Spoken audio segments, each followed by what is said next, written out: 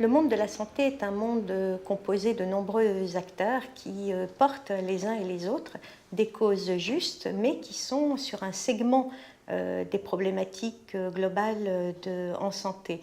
Et donc ce qui nous manquait, c'est un espace où nous puissions tous ensemble et au-delà de nos revendications sectorielles, dire que nous pensons tous, et même quelquefois par-delà nos différences, que la santé doit absolument être un sujet majeur pour les candidats aux élections présidentielles. Voilà pourquoi la Fédération de l'hospitalisation privée est heureuse de faire partie du collectif.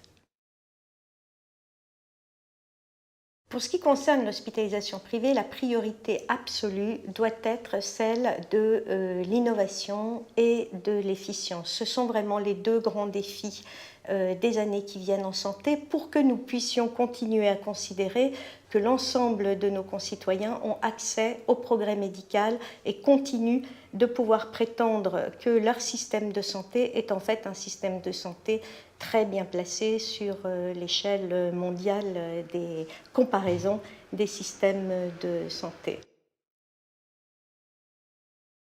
Pour la Fédération de l'hospitalisation privée, il y a deux choses qui sont absolument importantes. C'est d'abord que tous nos femmes, nos hommes politiques se souviennent et donc portent dans leurs projets, parce qu'ils s'en souviennent, le fait que la santé est un enjeu stratégique majeur.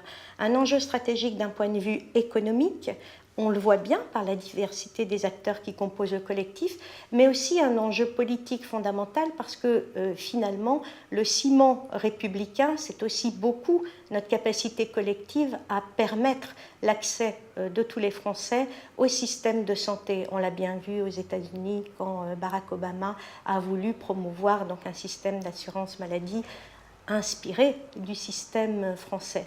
C'est la première demande.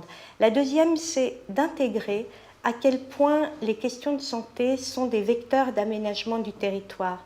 On parle beaucoup de déserts médicaux, on parle beaucoup de ruralité, mais s'il n'y a plus de médecins, s'il n'y a plus d'offres de soins dans les campagnes, alors la partie est définitivement perdue en termes d'aménagement du territoire.